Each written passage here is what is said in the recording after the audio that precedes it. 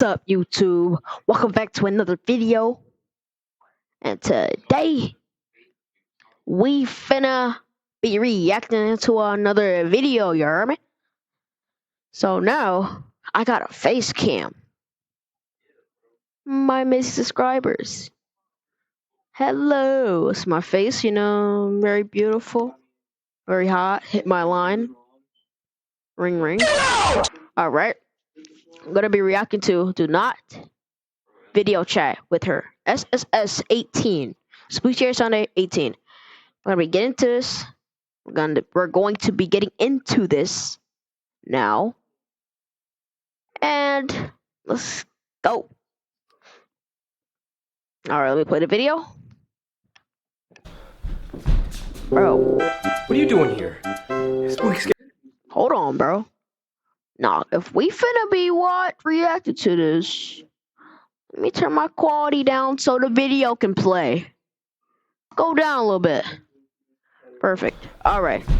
What are you doing here? Spooky Scary Sunday, but guys, I don't know if we have time. My family. Wait. Where's your family at? My family. Hello? Hello? Where? Mom? Dad? Hello? Dad? Did everyone leave? Mom? Cousins? Dad? No siblings? No relatives here? It's just me. You know what that means, right?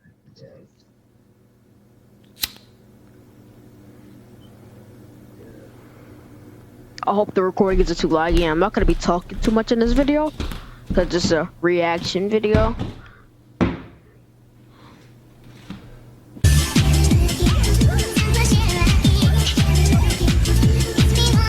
Hold on. If we get into dancing, shoot.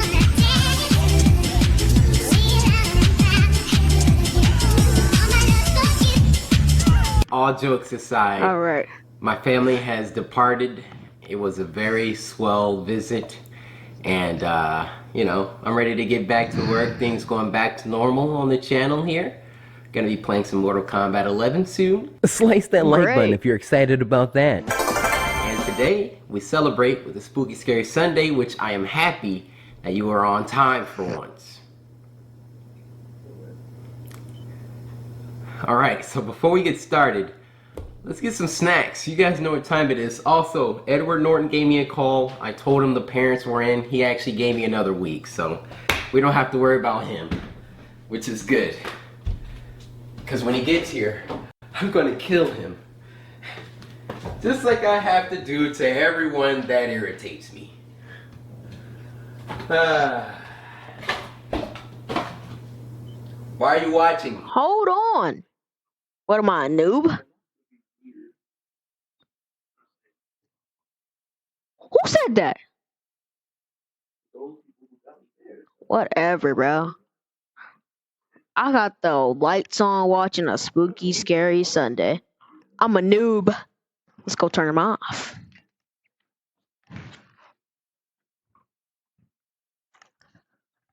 Lights are off and the mood is set. You should be going to get your snacks. It's Spooky Scary Sunday.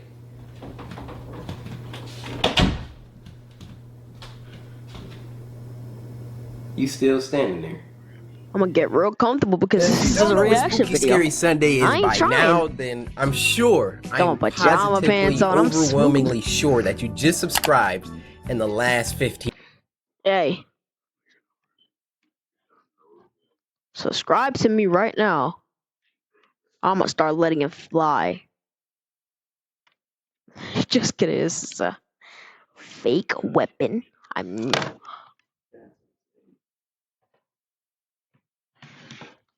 15 minutes, am I right? Yeah? No. No. What the freak do you mean, no?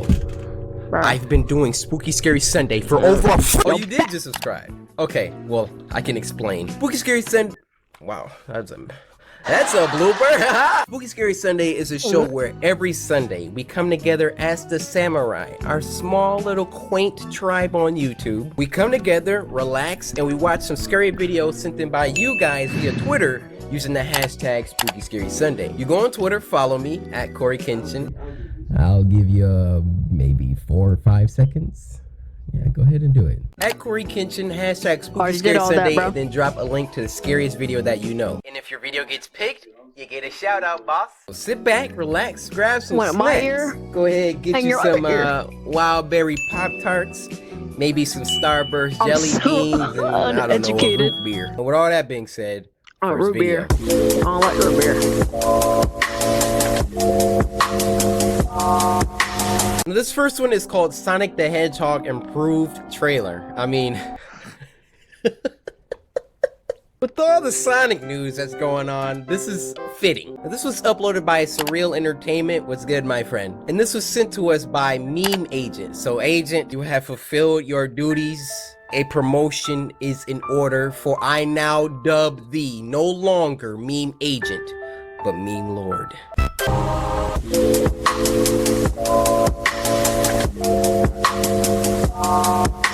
Okay, now we can get on to the real scary videos. The next one is called Instagram Dating Horror Story. And this is uploaded by wamie Entertainment. And this was sent to us by Tom Kopersky. And I hope my camera.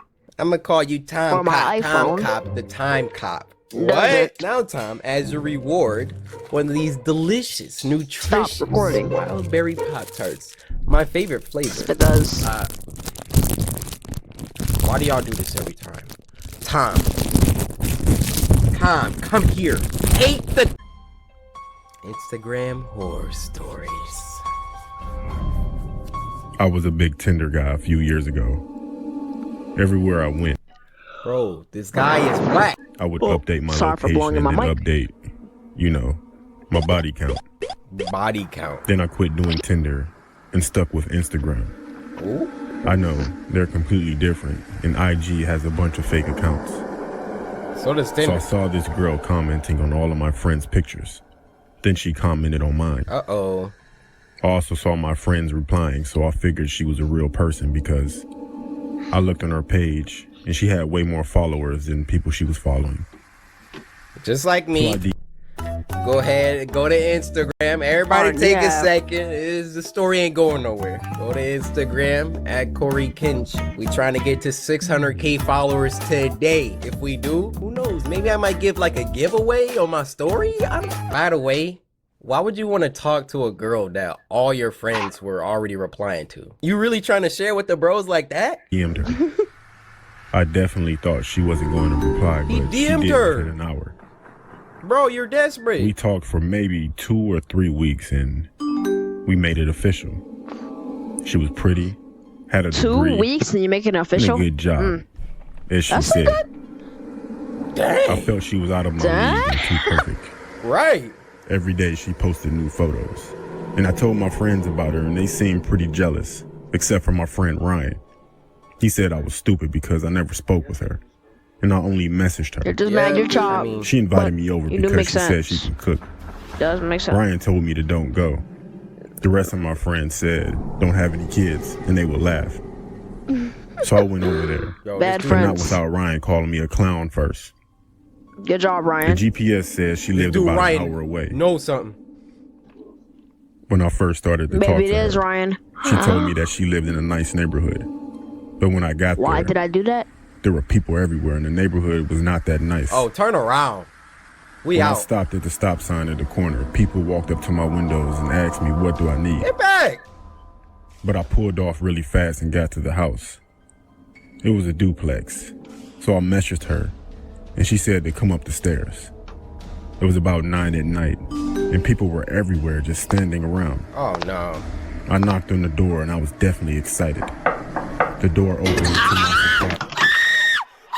If you actually thought you were about to meet her without any phone calls, without any video chat, FaceTime, you actually thought you were about to... It's messed up, bro. Stop laughing, Corey. It's not even that funny, bro. He actually thought you.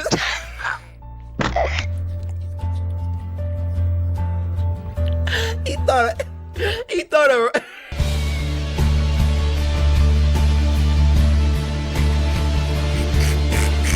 As it was a bald-headed white guy with a patchy beard, tattoos everywhere, including his head, with a tank top on. That's a cholo. I asked, was Lisa home? And he said, yeah. It's Come a in. cholo. Yep. Is Lisa? When I walked in, Oh my God! I was immediately Bro! What's up with this dude, bro? hit with a musty smell mixed with cheese. He told me to sit down, He's a and he sat stupidest. down across from me on the couch. He's He said sitting she'll down? be out soon. He asked me, did I want something to drink? And I said, yeah, sure. What? When I got up, I texted her, can she come out? He got devil tattoos all She over him. immediately said yes. The man came back in with 2 cups of juice, Though, one for him and one if for he myself. drinks this, I will punch Then my I noticed monitor. that he put a phone down on the table next Oh! to him. So I said I would do it. This man just drank the punch out the punch bowl at the suicide party. You earned this, pal. You earned this! acted like I sneezed and got some on my arm. Then I asked for a tissue. He went to get some tissue and he left his phone like I thought he would. I texted her back, and to my horror, the phone rang. I looked on the caller ID and it was my name. I heard him coming back. He came back and Are you we serious? sat there for about a minute. And then the phone rang again because he never checked the message that I sent. He looked at the phone. I looked at the phone. I looked at the phone. Yeah. Then we looked at each other. I postured up, and he calmly said, I guess you caught me. Then out of nowhere, he lunged toward Oh, me, catch these attempting hands! to grab me. I was still Oh! on his face. Oh I ran out my! of there so fast, and I never looked back. Yeah, I called the cops. And when they got there, the man was still knocked out. Slump! After that, His face I never went on swollen. dates with people that I met online again. Okay. I got some words, all right? He redeemed the freak out of himself right there. Bro, did you see the K.O.? K.O. They did the Scott Pilgrim freaking... I said catch these hands, but they never really... they never really throw a punch. Yo, Toriel good. Not gonna hit me. Dog, I will slide you. I'm good.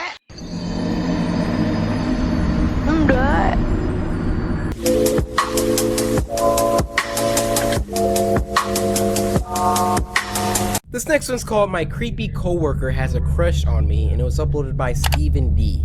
Now this was sent to us by Quincy Dorm. So Quincy, it's just me and you right now. All the other samurai, I'm not talking to y'all. Just go ahead, plug your ears, do what you gotta do. Go take a walk. I don't really care. Because you didn't send me this. You didn't follow me on Twitter. You didn't hashtag Spooky Scary Sunday, and you didn't send me this. So don't get mad. Get glad, my guy. Anyway, Quincy, I just want to say thank you so much for sending me this. Creepy coworker has a crush on me, man. This is probably about to be lit, huh? You watched it? Yeah, okay. Yeah. Back when Sarah was 17, she worked at a small local bakery. There were less than 15 employees spread across all the night and day shifts, so they only had a few people working during the day. Okay. One of these people was Dave, the delivery driver. Oh, Dave. From the first time they met, Dave immediately gave Sarah an off vibe. He was in his mid-50s and way too friendly to a teenage girl. But the boss told her that yes, he could be annoying, but no one worked harder than he did, so just ignore his antics. Okay. Sarah then recalled that when she signed the paperwork, they never asked her to submit a background check. And in hindsight, that should have been red flag number 2. Dang. Over the course of the year or so that she worked with Dave, Sarah tried very hard Look to at ignore him. him. He was rarely outright creepy, but he was always just a bit too friendly. He would stick around long after his shift was over Yo. to talk to her and another pastry chef. He always wanted to lick the bowl after she finished making Rice Krispie treats. He would always stand in front of the racks or equipments or ingredients just enough that sometimes her hand would brush him while reaching for something. Get Dave back! always stood just a little too close. Dave was constantly asking Sarah about her life, what she liked, what she did for fun, if she had a boyfriend. Almost daily, he would tell her how a nice girl like her should have a boyfriend, how maybe a boyfriend would be. Unhand me, you troglodyte! Sarah let this slide because sometimes older people can say things that were meant differently in their time. But then it was the concert invites. Every other week he had tickets to one concert or another. Once he figured out Sarah's favorite genre of music, it was almost exclusively tickets. Look how slick my dude was! Look how slick he was! Or another. Once he figured out Sarah's favorite genre of music, it was. This is how I used to walk by my crush in high school. Oh, she likes Lost, huh? Okay, I'll talk about that next time. Was almost exclusively tickets to bands she desperately wanted to see. Dang. But she also knew that she should not go anywhere with him. Then her birthday came. He bought her a t-shirt and it was 2 sizes too small. He told her to try it on after work and text him a photo. No. And proceeded to give Sarah his phone number. He didn't ask for her number. She said no. He asked the other pastry chef for her number, but she had her back and refused as well. He also brought 2 tickets from another band that Sarah had been wanting to see. VIP section, 21 plus only. He said he could get her in. She just had to go with him and him alone. This continued for a while. Sarah brought it up to one of her bosses, but they laughed it off as, oh, classic Dave. When he wanted a hug on his birthday and hugged her without consent, there's Dave for you. Offering to get her booze or pot? Oh, Dave, you scamp. When he pulled up his shirt and showed his abdominal scar from a snowboarding accident? Well, that's just Dave. No respect for boundaries. But he was a good worker. Sarah even considered having one of her big, strong male friends come in under the guise of being her boyfriend just to placate Dave. She was repulsed by him, but he hadn't really done anything to classify himself as a predator. Besides asking for her number, he had never tried to straight up harass her, and besides the odd hug or two that she was too shy and afraid to refuse, he hadn't gotten super physical. Speak up. Then one day, Dave was gone. His name disappeared from the employee roster. Sarah's boss asked to see her in the office. She informed her that Dave was no longer employed at the business. Dave had been fired. He was fired because Dave was a convicted sex offender. There is one count kidnapping a minor from the mid-90s and another count that she doesn't want to think about. They had never background checked him. And when they contacted a friend in the police department, they found out that Dave had been lying on lots of paperwork, hiding the fact that he was a convicted felon and not notifying anyone when he moved.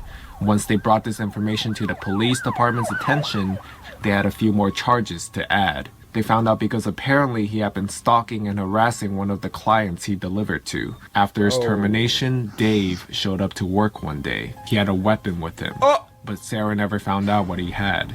They told him to leave or the police would be called, and he ended up leaving in handcuffs. Sarah was extremely relieved that she wasn't there that day.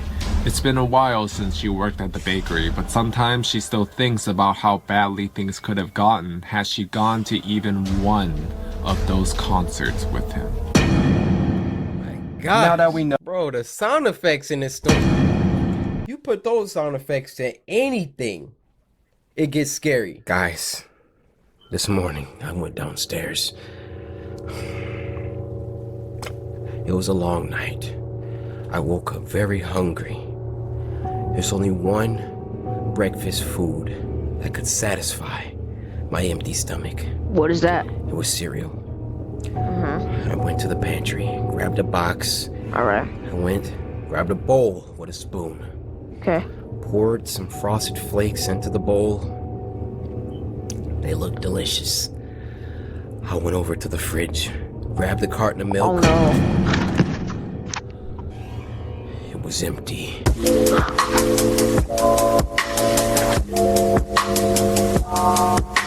Now this next one's called a creepy deep. Freaking stuttering. I'm sorry. This next one's called a creepy deep web story 2, and this was uploaded. Well, we're gonna end it right here. I don't have the time to push the video past 40 minutes. I'm sick of this. Bye bye.